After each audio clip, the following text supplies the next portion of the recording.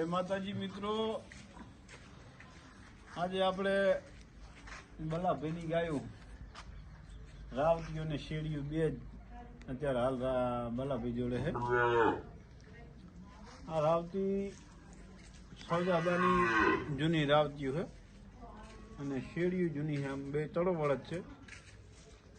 બલાભાઈ અત્યારે હાલ શોખ પૂરતી 4-5 ઢોર રાખી રહ્યા છે. સારી છે ગાયો.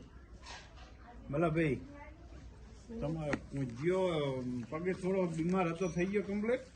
થઈ ગયો હોય બરાબર. પૂંજિયામાં ગાયું ફર્યું હોય છે? બરાબર.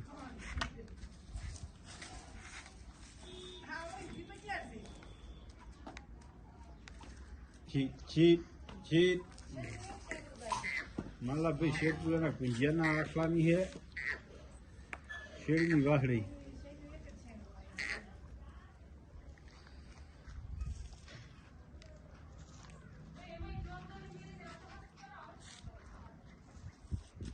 અને આજે એક એવી વસ્તુ બતાવવાની છે બધા વિડીયો જોતા ભાઈઓને કે જૂની ગાયોના જૂના પહેલાંના કેમેરાના ફોટા છે. આજે એ ફોટા બતાવીએ. એ ટાઈમે મોબાઈલ નહોતા. ક્યાંક ક્યાંક કોઈક જગ્યાએ આપણને કેમેરા કોઈ લગ્ન પ્રસંગ હોય અને કેમેરાવાળો ભાઈ કોઈ આવેલો હોય એના જોડે ફોટા પડાવેલા હતા. એવા ફોટા આપણે આજે તમને બતાવશું. મસ્ત જૂના જૂના ફોટા છે. બધી ગાયોના તો નહીં, કોઈક ગાયો ઝીણી ગાય ઘેર હતી એના ફોટા છે. આપણે ફોટા બતાવશું. રામભાઈ, હા રડીભાઈ, અમરાબાના આખાની છે. ધારિયાના પેટનો આંકડો છે સાતપુરા, નવા સાતપુરા. આજે આપણે રાવતી દેવ થઈ ગયેલી છે. રાવતીનો ફોટો મસ્ત બલાભાઈ બનાવ્યો, જોરદાર ફોટો બનાવ્યો, લાઇટિંગ વાળો ફોટો બનાવ્યો છે. ખૂબ ગાયોના મોહિત બલાભાઈ, ખૂબ ગાયું જાર્યું. અને હવે બીજા ફોટા તમને જીગરભાઈ, હા આપણે બીજા મસ્ત ફોટા બતાવશું જૂની જૂની ગાયોના.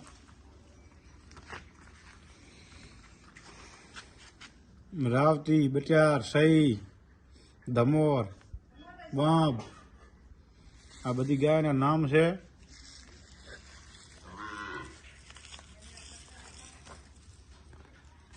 જૂના ખેલાડી.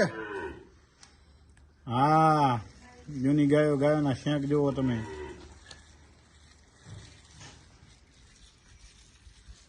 આ તો બહુ મહેનતથી તારા ફોટા મળ્યા છે.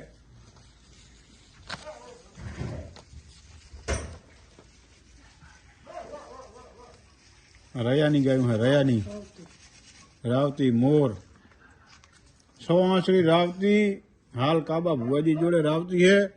એની માં રહી છે. આ રયાના પેટની 6 આંતર હતા. 6 આંતરમાં સરખું દૂધ આવતું. દારડી સૌદાબાના ઘરની.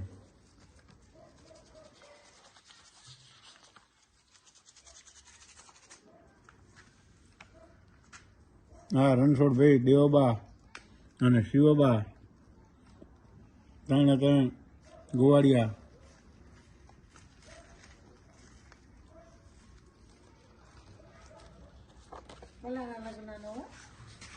આ બલાભાઈની રાવતી કુંજિયાના પેટની. કુંજિયો હતો ડેઢડી. મંગલજી બાપુના ઘરનો કુંજિયો હતો. એ કુંજિયાના પેટની.